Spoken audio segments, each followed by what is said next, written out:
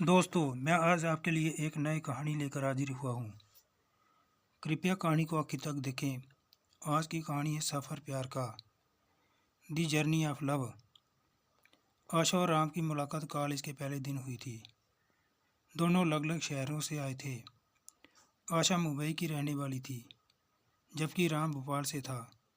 College का पहला दिन हमेशा खास होता है और उस दिन पूरा कैंपस नए लड़के लड़कियों से खचाखच भरा था।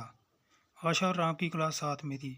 जब वह पहली बार मिले, राम की हंसी और आशा की मासूमियत ने दोनों को एक दूसरे की ओर खींच लिया।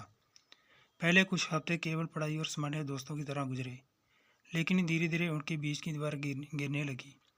कॉलेज के प्रोजेक्ट्स में काम करते हुए वे दोनों अक्सर लाइब्रेरी में एक दूसरे से मिलते। कैफेटेरिया में चाय की चुस्कियाँ लेते हुए उन्होंने अलग अलग विषयों पर लंबी बातचीत की, जिससे उनके दिल की धड़कनें तेज हो जाती थी। राम की मुस्कान में आशा के दिल की धड़कनें बढ़ जाती थी और आशा की हंसी राम के दिल के करीब जा रही थी। धीरे धीरे उनके बीच दोस्ताना कुछ और ही बनता जा रहा था।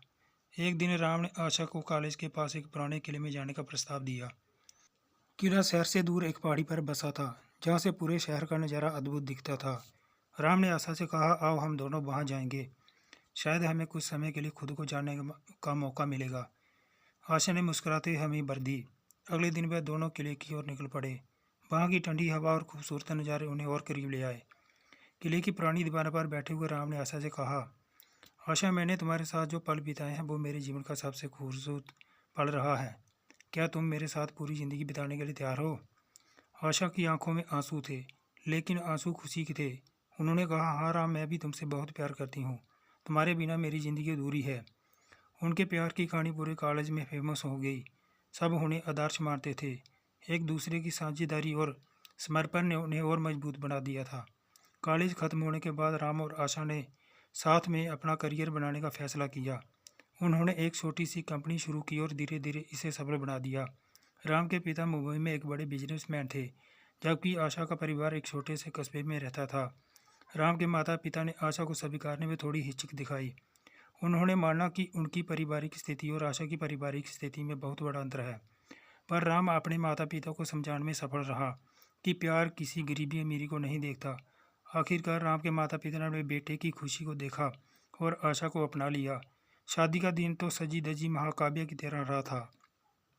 सजी हुई मंडप, दोनों और दोस्तों और परिवारों का समागम और हंसी मजाक से भरी हुई रात। सबकी आंखों में खुशी थी, लेकिन सबसे ज़्यादा खुशी और राम और आशा की आंखों में थी। उनकी शादी का दिन पूरे शहर में चर्चा का विषय बन गया था।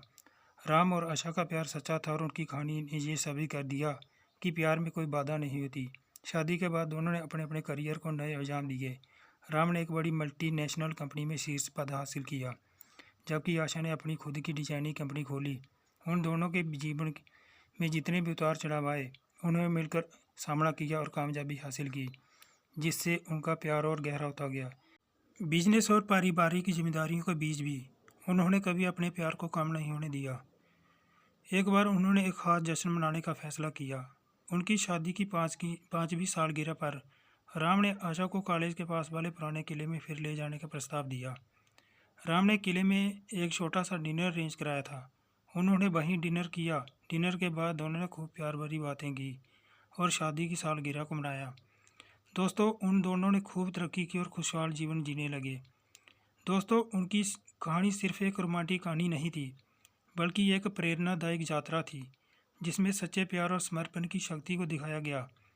दोस्तों, आपको ये कहानी कैसी लगी ज़रूर बताएं। कहानी को आखिर तक देखने के लिए धन्यवाद।